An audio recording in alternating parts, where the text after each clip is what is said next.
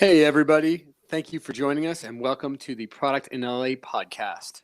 I'm your host, Ethan Cole, and this is an opportunity to shine the spotlight on some of the exceptional product leaders we have as part of the LA product community. With us today is Pam Yoon. Really excited to have you here today, Pam. Thanks, Ethan. I'm excited to be here too. This is great. This is episode number 11, our last for 2022. So we're going to ring out the new year with Pam Yoon. Super excited. Thank you so much, Pam. As always, Product in LA is brought to you by Uruit. They're a digital product studio with 15 years of experience partnering with companies that want to challenge their industries. Whether their client is a startup or an industry titan, they can provide them with the right blend of creative design and robust engineering to create an experience that people love. They are a team of skilled experts that will help strategize, validate, design, and develop new products or improve existing ones by becoming an extension of the company's team. To learn more, go to uruit.com. That's URUIT.com. We're also brought to you by the Product Managers Association Los Angeles. PMA.LA is LA's largest product networking professional organization with over 3,000 members of LA's top talent. They put on monthly events, host a mentorship program where they connect working product managers with students from underrepresented groups to help build a more diverse and better next gen of product people. And they have peer-to-peer group pods for peer-to-peer counseling. To learn more about PMA.LA, go to PMA.LA. And to learn more about the mentorship program, go to PMA.LA/mentorship. Our guest today is Pam Yoon. Pam is the principal product manager at Level Home, and her past roles include product roles at Truss, Verizon Media, Simple Practice, Salesforce, and Hotwire/Expedia. And one interesting fact you'll learn by perusing Pam's LinkedIn page is she holds a certificate for basic manuscript editing in the Chicago manual style from the University of Chicago. And for you very much into the reference and citations world, Chicago style is a little bit different from the MLA style. Pam, tell us a little bit about this. Love to hear more about your journey into the manuscript editing, and also maybe a little bit more about the Chicago manual of style. Sure. It was a long time ago. And part of it has to do with, how I got into product management, but I started Great. out in book publishing. So that's something that people who want to be book editors might want to do. And actually, I'm not even sure if they do that anymore, but it's essentially learning how to proofread manuscripts or copy. And it's actually very helpful if you are really into detail. Yeah. And I still use some of those skills today when I'm just proofing copy for work. So if we were to go to your user stories, they'd be very well grammatically executed. Yeah, I'm kind of the, proofreader at my company. Like, I'll offer my proofreading to people if they need it, because I will correct, IT apostrophe S or ITS, things like that. But it's a useful thing if you are going into manuscript book editing, like for book publishing. That's great. And I guess, is this part of your journey into product? Did you begin as a book editor in your professional journey? Yeah, I mean, I like a lot of people who are like me, maybe older. Product management was not a very sort of linear path. I was an English major. I didn't have a CS degree or anything like that, and I thought I wanted to be a magazine writer. And Right. then I don't know, quickly discovered that that was not, the career path I wanted. And then I went into book publishing, but it was actually on the sales and marketing side. Um, Mm. but I still enjoyed that sort of the letters, language, arts, area. But I then decided to move from Chicago to San Francisco, and that was when it was sort of the era of Net Netscape, Excite, and Okay. Yahoo, if people remember those search engines. Yep. And sort of everything takes over, like tech takes over in San Francisco Bay Area. And I decided I wanted to be in tech.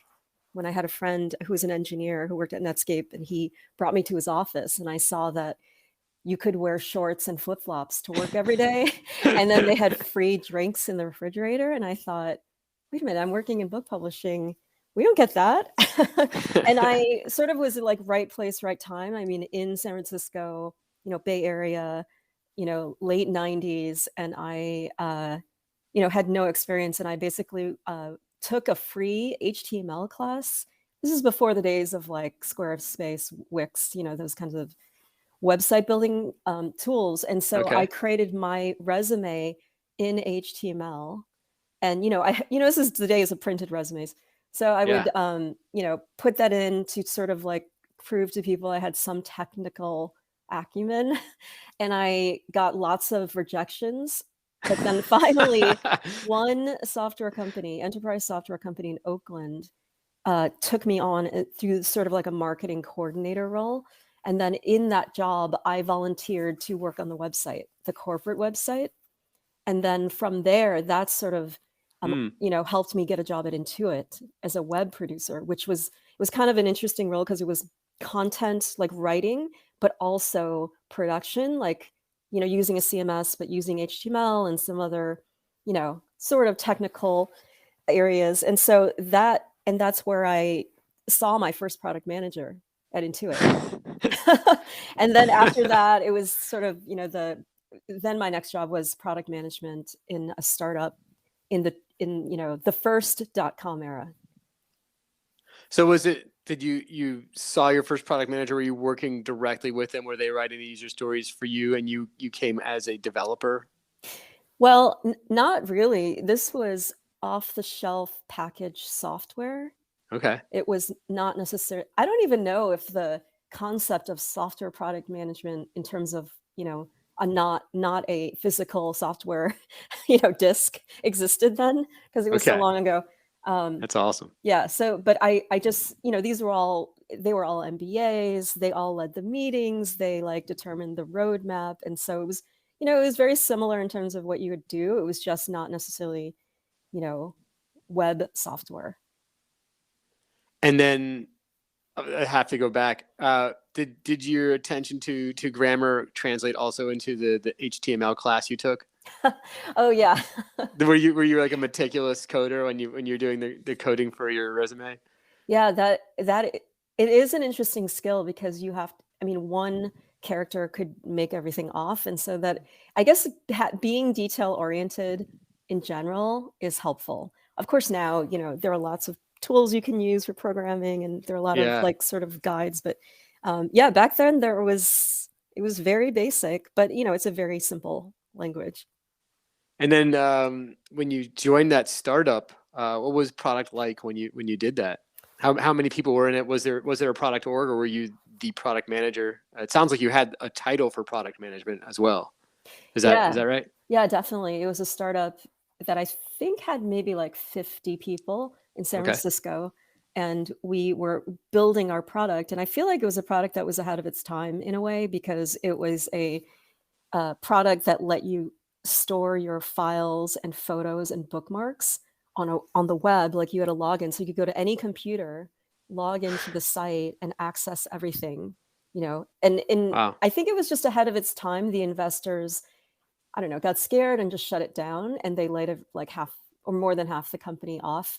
But I was in a product team for the first time, and worked directly with engineers and the designers. So it was a really great introduction to product management, and it was an exciting time in San Francisco to be working in tech too, because it was just like parties every week. It was people were throwing money at startups like crazy, and so it was really exciting. But once you have the title of product manager, then it's easy to get another job as a product manager. So every single job I've had since then has been in exactly that. So then that startup ended unsurreptitiously, but led to your next product role? Yeah, I think at that point I went to Charles Schwab right after that. I was a product manager there, and that was an interesting. I've worked at very large companies, and I've also worked at very small startups. Yeah. So I've had this, and also medium-sized companies too. And so it's been an interesting journey. And so I feel like now I sort of have seen everything, like the worst and best of all these companies. And you've also worked in the private sector as well as the public sector as well, or at least was it a private company that was catering to public, or was it also a public sector? Yeah. So my most recent last job was in a consulting job, essentially. I was working for an agency, and we worked with both private companies and public agencies, including government agencies. Okay. So that's a very different beast. Um, Previous to that, I worked at public companies like Salesforce and Charles Schwab and Expedia, but then also very very small startups that you might not even know. So it's really seeing the full scope of how software development can be done. Um, it's been an interesting journey. What are the biggest ways, I guess, that has changed? Um, you know, I think sounds like you were at product management at ground zero. Being an SF, getting the manager title in the late '90s, early 2000s. How have you seen it change then compared to how you're doing it today? Yeah, it's become more of an industry, which I sort of realized at some Hmm. point, maybe like 5, 6 years ago or something, where I noticed that there were all these product management courses out there, and Huh. you could get a degree, and people started asking me more about, how do you get into it? Can I interview you for informational interviewing? And then I actually, through PMALA, I mentored a college student who wanted to get into products, and I saw the sort of requirements that companies have now for all their, I guess it's like associate PM programs that these college students are applying for to get into product. And meanwhile, when I was in college, it didn't exist. So Yeah. I think it's just more established. Um, I think the job is still really, the core job is still the same. It's just that people are more aware of what it is, which is great.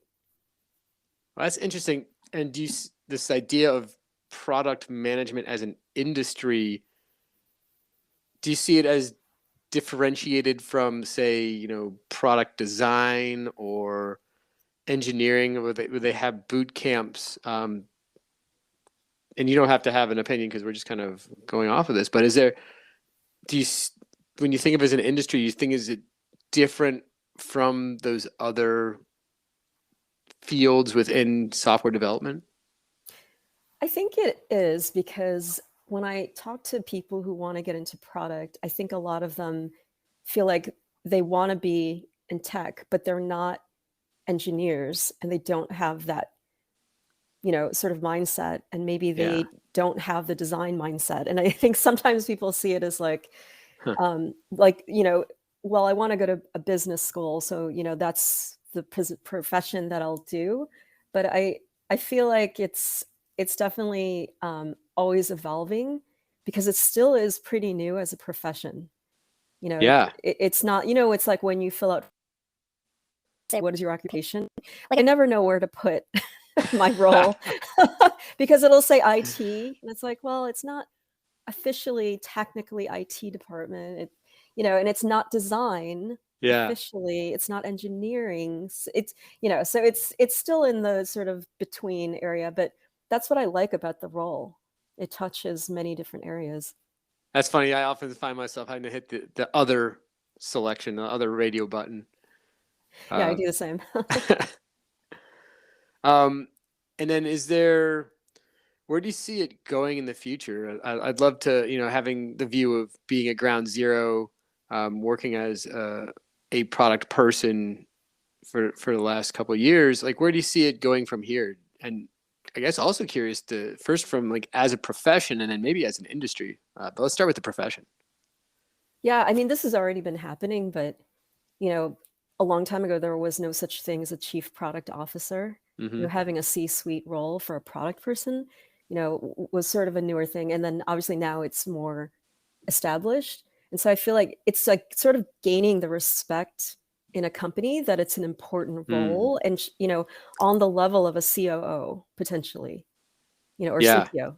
So I think that is something that I'm seeing. I'm also, well, I don't know about now, but, there was a couple of years ago, like a lot more emphasis on like the operations of a product management team because, we're also busy doing, our jobs and working on our products. There's often not time for just the like how care and feeding of a product management team. And so Yeah. there were some companies that I would see, advertising for product ops Yeah. roles. And actually I think the same thing's happening for UX teams. Those are for bigger companies though. But that often trickles down, right? The bigger companies have the larger resources, but then the skills will trickle down to the smaller companies, and when available, they'll snack it up. Yeah, I've also seen that the product ops as a position, I hadn't heard of it until maybe 3 years ago, and then former guest here, Kevin Sakamoto, was one of the first people to bring that to my attention. But I definitely have seen that grow, and I've seen out there more discussions around product ops than ever before. So you're already seeing it for UX ops as well. Oh yeah, this is a trend I saw like a couple of years ago even. But I don't know if it's gonna, take flight in this economy, but it's definitely, all of that is helping, us establish our role in, the tech industry. Because I think in the beginning it was a lot of like, let's hire a product manager to just do like 3 roles. Yeah. And really it's not, like do the design plus maybe some engineering and determine the product. But it's being recognized as an individual skill set is happening more and more, which is great. Where are you seeing that in all levels of companies? So certainly at the enterprise, Fortune 500 company, they're able to divide that role in 3 ways. Oftentimes at the early stage startup, your product managers are often UX designers plus, several more functions. At what place are you seeing the real division of them? Where does it start, knowing that it ends at the enterprise level? I think it really depends on the mindset of the executive team because it could be a smaller startup, but they Yeah. still will hire separately for a product manager and a separate designer, and separately have an engineering team. But then, there are also other startups who maybe don't understand the value of separating out those roles and will want someone, job descriptions for product manager will say you must have UX prototyping skills and also know JavaScript or like they'll have Yeah. all these requirements and so I mean I understand why they're doing that because they have limited resources, but I think first of all it's hard to find those people who want to do all those things and have that ability, but then also it sort of shortchanges the product sometimes because everything if they're treating that role like that, maybe they're cutting corners in some other other areas. Yeah, most have experience in product design as well as SQL databases, right? So Yeah. like Right. two very disparate skill sets that they want in one person. And I would love to hear a little bit more if you have any thoughts on the future of the product management industry. Well, it's I think I saw something, it might have been like Carnegie Mellon or someone, some university having a product management degree, like an actual degree you can go for. And I don't even know what it entails like in detail, but you Right. know, that's sort of like saying like you know, like as a, I don't know, 17, 18-year-old, I'm going to try to be a product manager. I mean, that's a pretty big shift from people not even knowing product management as a role. And so I don't know if those things are going to be totally successful because I think it's still taking a while for people to understand, the mainstream to understand what a product manager is. Yeah. Um, but tech companies have really overtaken culture. And honestly, I think the show Silicon Valley showed a lot of people what tech companies were like. The HBO show. Oh yeah. I mean, obviously not complete. It's a little hyperbolic, but I lived in San Francisco during the, the worst sort of and best times of the, you know, startups, and I both startup sort of eras, and a lot of it was very true, I thought. And but just done in a comic way. Yeah, I couldn't agree more. And it's funny to several of the companies and startups I've been a part of have eerily mimicked Silicon Valley, the TV show. Even to the extent that at one point I ended up finding myself on a radio on the internet company, just as like that plot line was coming into Silicon Valley, the TV show. So yeah, I think it's an amazing show. It'll be fun to watch that again in maybe a decade and see how much holds up, how much of it really was accurately documented the time. It certainly feels it in real time, but it'd be cool to check it out again later. We're almost at time here, and we like to keep it LA based, LA grown. And so the last question that we always ask our guests are, what is the most LA thing that's happened to you? It can be product related. It doesn't have to be, but what's the most LA thing, Pam? Well, I do have an example that's tech related because I moved to LA 5 years ago after living in San Francisco so long, Right. and I couldn't easily find like my tech people or even product managers. So I would go to meetups or just tech events, and the difference at the time, at least, was that every tech event in LA had a red carpet and like a photo op, with a backdrop that you could take a Yeah. photo in front of. And I was thinking that I've never seen that in San Francisco before, and everyone was taking advantage of it. And then they can, you can see the photos later. Meanwhile, in San Francisco, I would go to meetups, and it was like in someone's office, and be a lot of people standing by themselves holding a glass, and sort of like not talking to anyone. Oh, that's great. So that was really, the biggest thing. I mean, I love LA.